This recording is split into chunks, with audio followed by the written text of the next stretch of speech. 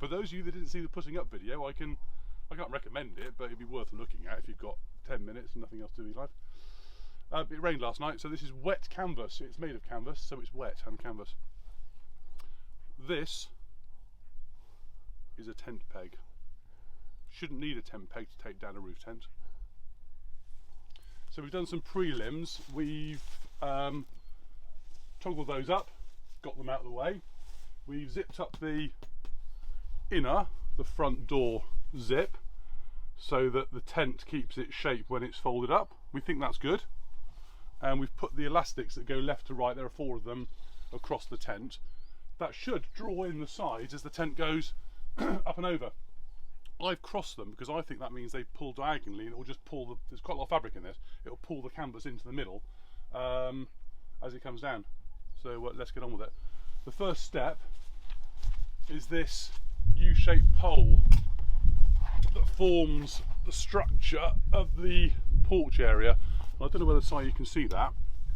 That ball joint we looked at yesterday, that black piece of plastic there is fixed. That's the arm, black joint there, and the idea is to pop that out of there to release it.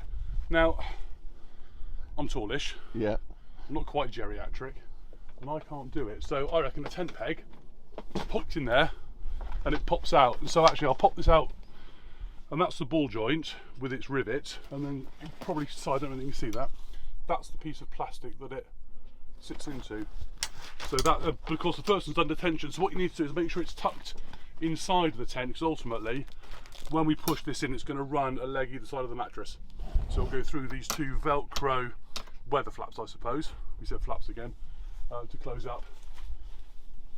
This holds water, memo self. So we'll pop the other one out. You probably don't need to lever this one in quite the same way. Not under tension, popped out, water. And that's the runoff. I mean, it did rain last night, so there we go. So that is now loose. It's not attached to the tent at all, apart from just being slid down alongside the mattress. We don't need that tent pole, really. I'm not going to stab myself with it. Right.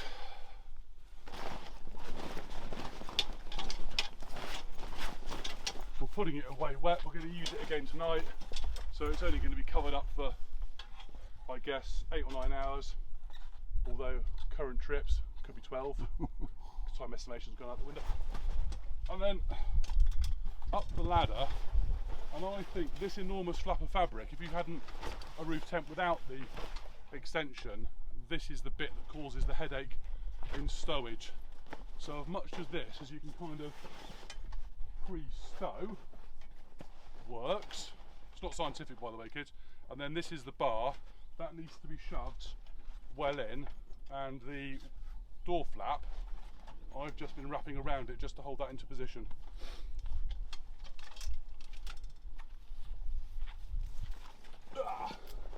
The more material you can get into the centre of the tent before it folds just makes the next bit a little bit easier, because everyone likes it when you're clambering around on top of the tent folding up bits of canvas.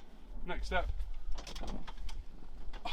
tent up, it'll get to the upright position and then drop down. So if we just have a mosey round, that's not too bad. That's going to be a pain in the proverbial, and the front isn't too bad. So if you didn't have, so these are the guy ropes from the front you've seen earlier, so that's the bit that just hasn't folded neatly, and getting all that lot zipped in is a right real pain in the proverbial. So there's no way of avoiding it, it's onto the roof. I'm just going to release the treble cover straps whilst I'm here, and up onto the top.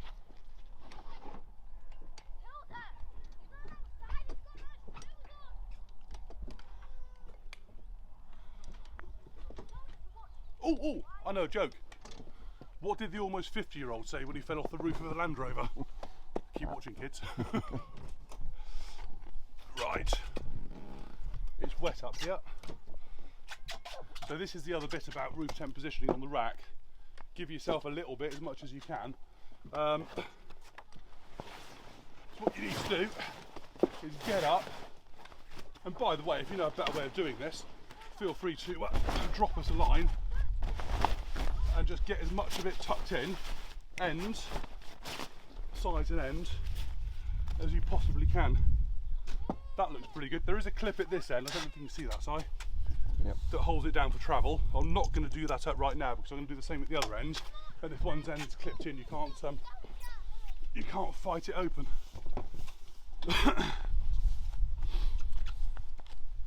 So the disco is marvellous, as you may have heard, but it has a short roof rack. This one has a glass sunroof, so there isn't actually a right lot of space at this end to stand. So ideally, do your work at the other end and this should be a bit more straightforward. And I think that will probably work.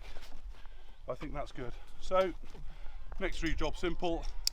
Clip, tighten, back across the roof. You'll be still pretty mobile to do this. You don't want to be doing this when you're 60. Yeah, or talking about yesterday, the ice. Yeah, ice, cold snow. Not miserable. And I think actually at this point, if it was cold and wet, you'll have snapped that plastic joint on the porch and you'll be all throwing over the thing in the hedge. Yeah. Pins up, slide the ladder back into the centre. Now if you had a helping hand, an assistant, they could feed the transit cover onto that bead, but as my gorgeous assistant is away and only Si is here holding the camera, I'll scuttle back down the roof. So it's still raining, deployed coats. So this is the next bit. It's the travel cover. So as we saw yesterday, just a quick recap, it's got this bead, so it's a kind of semi-rigid, rubbery affair sewn into the fourth edge, a bit like I have on camper vans. It's that kind of tech. Same sort of thing on the ARB awnings and those sorts of things, and that fixed permanently, as it were, into the roof rack. We'll show you that in a second. Velcro tab at each end, and the other 3 sides are secured on a zip.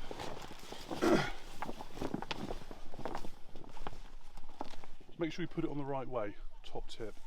So this is slightly easy with 2, I can just about manage it by myself.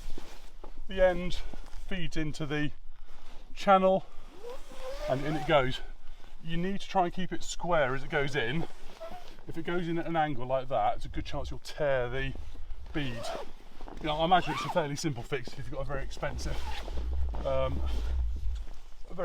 industrial sewing machine, but if you're like 99.9% of the population and you don't, a little bit of care at this stage. And actually, if you had 4 sides to enclose and then the over-strap bit, you've done 20% of the work at this stage, and that went really well. Let's see how the rest goes. So again, being tall helps. A little bit of a bundle up. It's wet, the tent's wet, doesn't matter. Up it goes. That's gone on cleanly. It's really important to get the corners onto the corners of the tent. I'm going to try something subtly different this time, and I'm going to try and get that zip done up or started, one in this corner here, before the rest of the tent's under tension. It's a big zip, it's YKK, so it's proper gear, but doing this yesterday, it was a real fiddle to get it started. It's a real fiddle to get it started, not under tension. We might end up editing this bit out. There you go, that's in. And all I want is a couple of inches just to get it gone. So, back onto the roof. And it's really a case of adjusting as you go. So that corner now looks fairly happy. Up onto the top.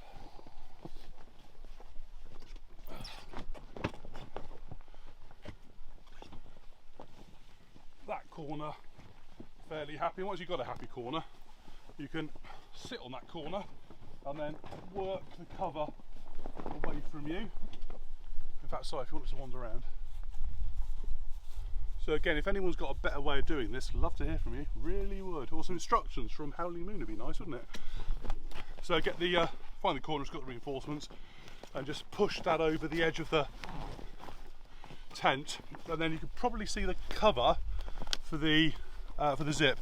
Leave the cover facing up at this stage, because when it comes to zipping the thing up, you're then not fighting the cover as well as the zip and the tension and anything else. So again, I'm just working from one corner to the next, to the next. Last one. I'm now dripping wet. I'm drying out the kit with my clothes. That one I'm just going to cinch down a little bit and tuck away. Feeding it over. Again, I mean, it's warm today. It must be, what is it, 10 or 12 degrees or something? It's okay. If this was cold, it wouldn't be much fun. And then tuck as much of that down as you can. I mean, if you didn't have an awning with these massive brackets, life would be better. If you can see any of that detail, there are some, each of the brackets has got 4 bolts, 3 bolts. They did all have covers when they started, these little plastic covers, which are great, but inevitably they pop off because they're only just push-on units. So in the cold, catching those with the back of your knuckles, cursing and swearing. So I reckon that is the transit cover on. Time to jump down the roof. Ah, no, sorry. There's always something, isn't there? Whilst we're at it, let's have those straps up. You can just about reach them. So we're feeding the zip underneath these, but if you do these at this stage, they'll be going over the roof flat. You can just throw them over at the end. At least there's a sporting chance they might be right.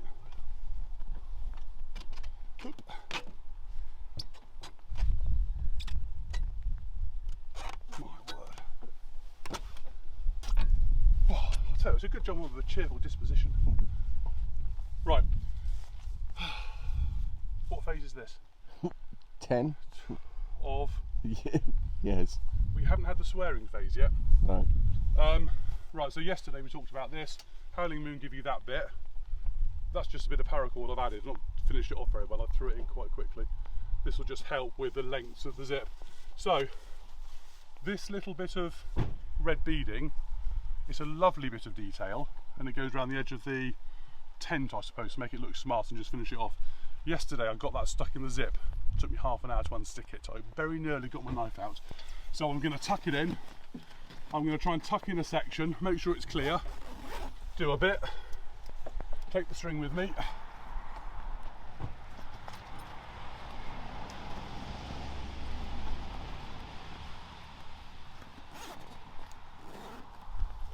Oops, get tangled in the antenna. I mean, this is real world, kids. This isn't a showroom in the sunshine under lighting. This is what it actually looks like, and then you can see the zip's just nicely clear. This is the difficult bit, just because of the getting tangled up in the string, just because of the amount of space behind the awning bracket. What I'm going to do is, that's gone well, I'm going to go carry on as I am at the moment. There's probably people on the internet all over the world watching this at this point going, get on with it! It's a real nuisance. I think this turns the zip thing. Yeah. You've got 2 choices, haven't you? You've got zip, Velcro. Hey! Oh, ha, ha. It moved 10 inches. For our European friends, that's about 20 centimetres. There we go, that was good. If it's not going well from below, you can scuttle onto the top. It does give you slightly better access. Sorry to cut across you, Si. Gives you slightly better access, and what also it does is, because you're on top of the tent, it compresses it, so it just takes away some of that built-in tension. So I'm just going under the transit strap, transit bag strap, transit cover strap at the moment. Now I can't quite see what I'm doing, and this is the point yesterday where I got it tangled up. So back onto the roof. I mean, if you were doing this as a, you know, two competent people, and we're in the camp of camping with kids a bit, the kids aren't quite of an age where they can be useful, it's easier because one can stay up top, one can work it from below, you can pass the zip up and down, and it's all good. And the corners are the tricky bits because obviously there's a built-in tension of getting around the bend. So this again, Si, can you get that? Yep. That's that bit of cover that yesterday just got mated in with a zip. So we're not going to do that today.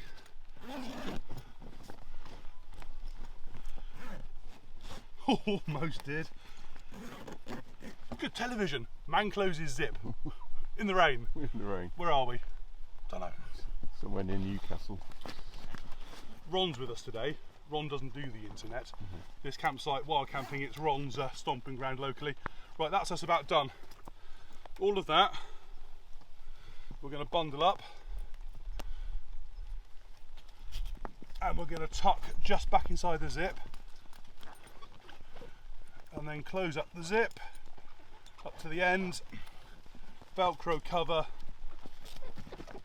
down that goes, transit cover strap, one, and then you can tighten it down there.